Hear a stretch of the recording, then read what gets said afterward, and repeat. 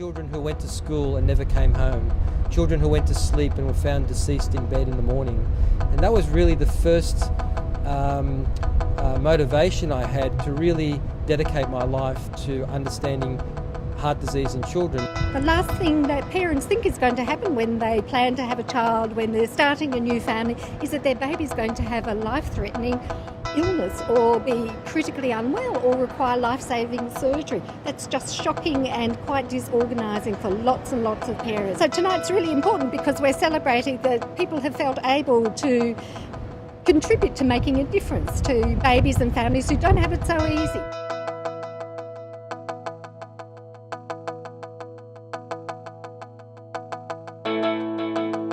Welcome all our friends, clinicians, researchers, Heart Kids board members and staff. What we want to look at is the way families cope, particularly the way parents cope with having a child with heart disease or a heart condition. So sometimes we get behaviours like children protecting their parents from knowing about what's happening with them. So this program has a strong communication basis to it. So it's working with the parents to understand what's going on for the children and then how to communicate with the children. The families are really important as a partner in the development of these sorts of interventions. Already we know that the rate of postnatal depression and anxiety in parents of an infant with complex heart disease is much higher than in the general Australian population. What we're incredibly interested in looking at are the psychological experiences of mothers and fathers from the time they first learn about their baby's diagnosis of heart disease and across the first year of their baby's life. What this grant has allowed us to do is extend that research to look also at the physical changes that can occur as a result of high levels of stress and trauma in families. Our mandate at the Heart Centre is to cure and to care, and until a cure for all childhood heart disease has been found, we will continue to strive to provide the best possible support to children with heart disease and their families.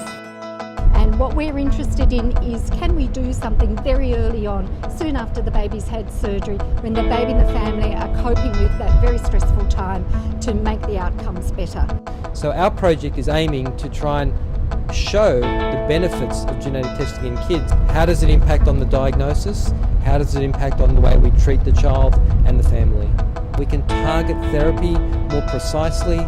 We can follow the patients or the children at an earlier age to avoid complications of disease. And there's a lot of comfort for the parents as well, because the parents can be clear on whether their child will or will not develop a heart condition and how that will sort of pan out over time.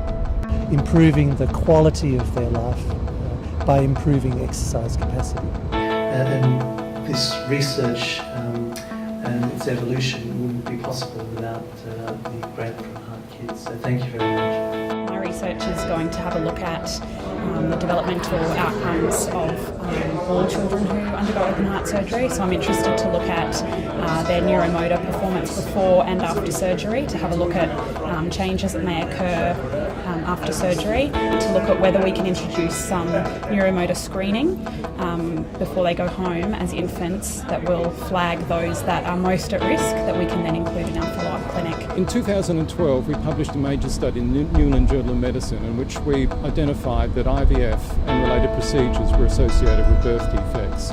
Now, amongst the birth defect classes that we detected was cardiac defects in the children. We're going to look back at a very large data set of over 320,000 births, 6,500 IVF babies, and we're going to look at the drugs that the women were using in order to ovulate. The implications of this are really quite profound. Now, what we can do is, through this work, is indicate there needs to be greater control, regulation and supervision of when women take these medications.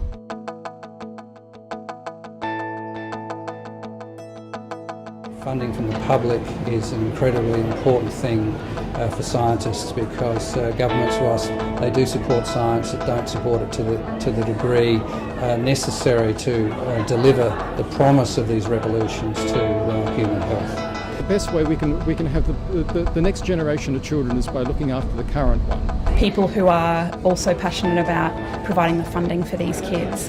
As a clinician and a novice researcher, it's amazing to be a part of that.